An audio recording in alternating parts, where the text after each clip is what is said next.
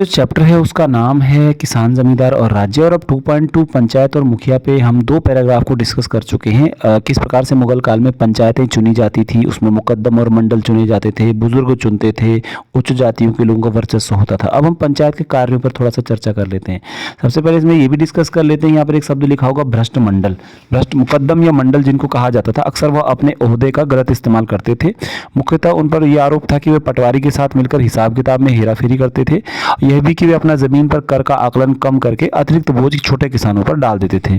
तो आप समझ लो भ्रष्ट मंडल का मतलब, इसको आप प्रधान कहिए, मुखिया कहिए, सरपंच कहिए, जैसे आज के समाज में होता है। गांव में एक प्रधान होता है, कई बार उनको आरोप लगता है कि वो पैसे की हेराफेरी करते हैं, सरकारी पैसे की हेराफेरी करते हैं, मनरेगा में हेराफेरी करते हैं। तो मुगल काल में भी ऐसा ही होता था। जो भ्रष्ट मंडल या भ्रष्ट मुखिया होता था, मंडल होता था, मुकद्दम होता था, वो भी अपने पद का दुरुपयोग, ओहदा मतलब पद का दुरुपयोग करता था।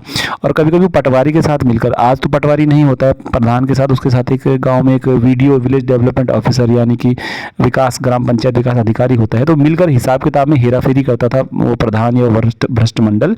और अपनी जमीन पर कर का आकलन वो कम करता था, यानी अपनी जमीन पर टैक्स कम दिखाएगा और जो टैक्स उसको मुगल दरबार को भेजना है, उस टैक्स का अतिरिक्त बोझ छोटे किसानों पर डाल देते थे। तो ये भी उस जमाने का एक भ्रष्टाचार था जो आज भी चलता है, इस प्रकार का भ्रष्टाचार। अब देखते हैं कि मुगल काल में पंचायतें अपना खर्चा कैसे चलाती थी, उनके कार्य क्या थे।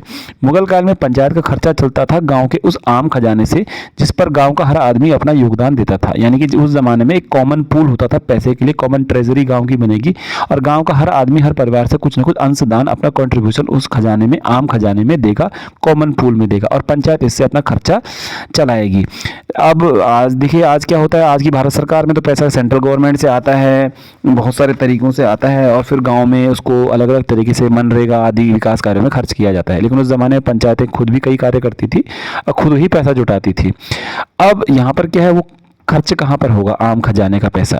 इस खजाने से उन पर अधिकारियों की खातिरदारी का खर्चा करना था जो समय समय पर गांव का दौरा करने के लिए आते थे। आप जानते हैं मुगल काल में अकबर ने एक बहुत बढ़िया प्रशासनिक व्यवस्था बना रखी थी और उस प्रशासनिक व्यवस्था के अंतर्गत अकबर ने जो है राजस्व व्यवस्था भी बहुत सुंदर बनाई थी, जिसमें कर कैसे होगा, नकदी में कर लेंगे, अधिकारी होंगे, अमीन होगा, अमील गुजार होगा, दीवान होगा, ऐसे पद थे।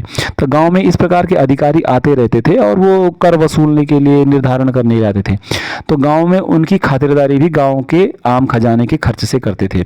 दूसरी बात है, पंचायत में और क्या करती थी पंचायत, उस पैसे का, उस कोष का इस्तेमाल, उस ट्रेजरी का इस्तेमाल, उस गांव के आम खजाने के धन का इस्तेमाल।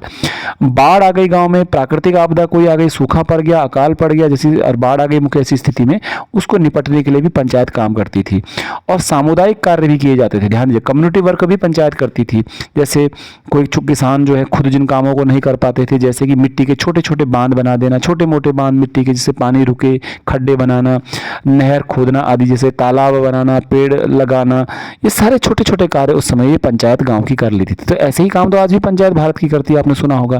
लेकिन आज की पंचायत को सरकार, भारत सरकार, राज्य सरकार से पैसा मिलता है। लेकिन उस जमाने में पंचायत अपने ही आम खजाने से सारे कार्य कर लेती थी। गाँव में खड्डे खोदना, मिट्टी के छोटे छोटे बांध बनाना, तालाब बनाना, कुएं बनाना, नहर खोदना, ऐसे भी करती थी पंचायत, मतलब समझिए खुद करती थी। ठीक है, आज तो ये है कि भाई गांव में हम सरकारों पर निर्भर रहते हैं, लेकिन पंचायत कम से कम ताकतवर दिखाई दे रही है यहाँ पर कहीं ना कहीं किसी मामले में। तो ये तो एक रूप हुआ पंचायत का कार्य करने का तरीका जो है, जिसमें कोई विकास कार्य कर रही है पंचायत, खुद अपने ही खजाने से खड्डे खोदना, नहर खोदना जैसे कार्य। लेकिन दूसरा इंपॉर्टेंट कार्य जो अगले पैराग्राफ में बड़ा जबरदस्त काम है, इसको तो पढ़ना ही पड़ेगा। ठीक है, और ये काम देखिए, पंचायत का एक बड़ा काम ये था, तसल्ली करना था कि गांव में रहने वाले अलग अलग समुदायों के लोग अपनी अपनी जाति के हदों के अंदर रहें। यानी जातिगत नियमों का पालन करवाने की जिम्मेदारी भी यहाँ पर पंचायत की थी। गांव में देखिए, आपको पता है कि जाति के बंधन बहुत कठोर होते हैं। भारत में तो भाई गांव में समझ लीजिए जाति व्यवस्था बहुत कठोर मानी जाती थी। तो गाँव की जो पंचायत होती थी वो खुद ही उसमें उच्च जाति के लोगों का वर्चस्व होता था। तो वो हमेशा ये तसल्ली करने का काम करते थे कि गाँव में जो अलग अलग समुदाय के लोग हैं, जैसे जिनमें कि मान लीजिए आप हिंदू भी हैं, मुस्लिम भी हैं, या फिर उसमें निम्न जाति उच्च जाति कहे जाने वाले लोग भी हैं, वो अपनी अपनी जाति की हदों के अंदर रहें। जाति की हदों का मतलब है हर जाति अपनी जाति के अनुरूप जो उसको कार्य दिया गया है वही कार्य करे, उस जाति को निर्धारित किए गए कार्य के अलावा कोई और कार्य वो न करे। यानी किसी को कहा गया है कि वो निम्न जाति का है और उसको चमड़े का काम करना है तो कोई और कार्य न करने लग जाए, ब्राह्मण कोई निम्न जाति के व्यक्ति का कार्य न करने लग जाए, उनके बीच में अपनी अपनी जाति के नियमों का वो पालन करते रहें। ये होता था। एक तो पंचायत का काम ये भी है, विकास कार्य करवा ही रही है और जाति के नियमों का पालन भी करवा रही है।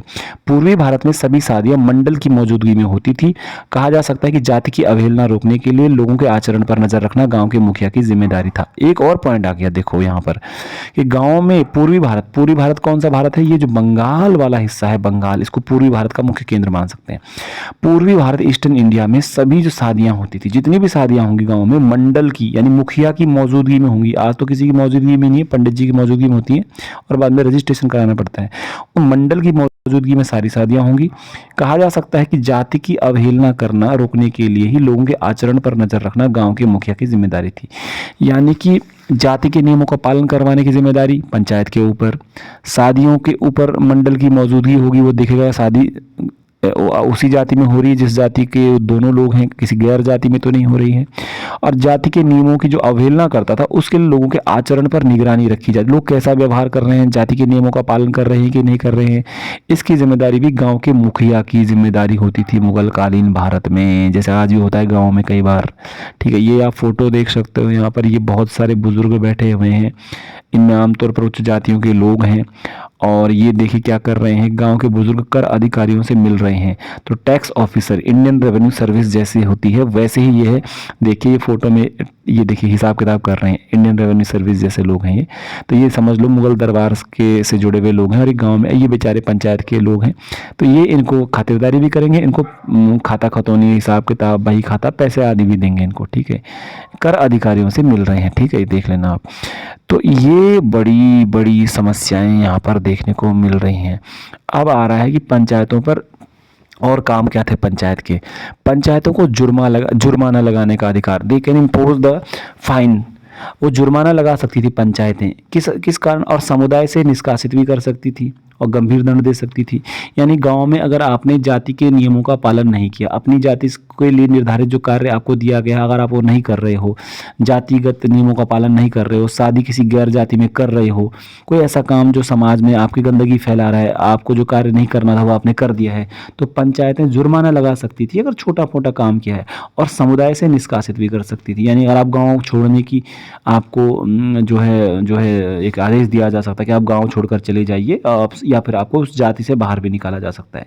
यानी अगर आप ब्राह्मण जाति के, अगर आपने कोई ऐसा कार्य शुरू कर दिया, निम्न जाति के व्यक्ति से शादी कर दी, तो आपको ब्राह्मण जाति से निकाल के कहीं कि आप निकल जाओ गांव से, ऐसा भी समुदाय से ही निकाल देंगे, मतलब बहिष्कृत कर देंगे। जैसे कहते हैं ना हुक्का पानी बंद कर देना, ये भी कर देते थे उस समय में मुगल कालीन भारत में।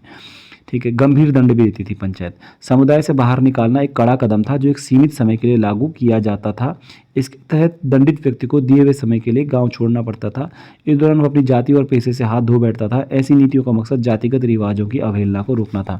तो पंचायत की भूमिका देखिए भैया, किसी आदमी ने जाति के नियमों का अगर पालन नहीं किया है तो उसको उसकी जो है पेशा, उसका ऑक्यूपेशन होता है, यानी कोई चमड़े का काम करता है, कोई लोहे का काम करता है, या कोई मछली मारने का काम करता है, कोई ब्राह्मण ही मान लीजिए है, कोई इसने ऐसा काम कर दिया जो गलत है, तो उसको जाति से कुछ समय के लिए बाहर निकाल देंगे, समुदाय से बाहर निकाल देंगे, दंड देंगे उसको, और उसको गांव छोड़ना पड़ेगा। और इससे क्या फ़ायदा था? इससे फ़ायदा था कि लोगों के मन में डर बिठाना, ताकि वो अपनी जाति के रिवाजों, जाति के नियमों की पालन करते रहें, उनकी अवहेलना करें, और समाज में हर आदमी अपनी अपनी जाति के नियमों का पालन करे और समाज सुचारू रूप से चलता रहे। ऐसा उन पंचायतों का मानना था, लोगों का, समाज का मानना था। और भी जाति के काम आ रहे हैं। अब यहाँ पर जाति के काम, पंचायत के काम और भी हैं यहाँ पर, जैसे ग्राम पंचायत के अलावा गांव में हर जाति की अपनी पंचायत थी। तो ये तो हम अगले पार्ट के वीडियो में देखेंगे, क्योंकि यहाँ पर इसमें अलग अलग फैक्ट हर लाइन में है कि हर जाति की अपनी पंचायत थी, जिसको जाति पंचायत कहते थे। यानी कि वहाँ पर हर जाति, जैसे आज भी भारत में देखिए बहुत सारी कम्युनिटीज़ की अपनी अपनी पंचायत होती हैं। ब्राह्मण समाज, दलित समाज, दलितों में भी हर समाज का अपना समाज हो रखा है। तो ये हम कल देखेंगे। आज का फ़िलहाल टॉपिक इतना ही है कि मुग़ल कालीन भारत में जो किसान हैं, जो पंचायतें हैं, वो किस प्रकार से काम करती थी, उनका कार्य क्या थे, उनको धन कहाँ से प्राप्त होता था, और कार्यों में तो मुख्य रूप से उनके कार्य आप लिखोगे तो जाति के काम करोगे, फिर शादी विवाह संबंधी कार्य करोगे, उनको जुर्माना लगाने का अधिकार था आप देखोगे, समाज से बहिष्कृत करने का अधिकार था आप देखोगे। ठीक है, इस तरह के काम। अब पंचायत की भूमिका को कल देखेंगे। आज का वीडियो फिलहाल इतना ही है। Thank you very much.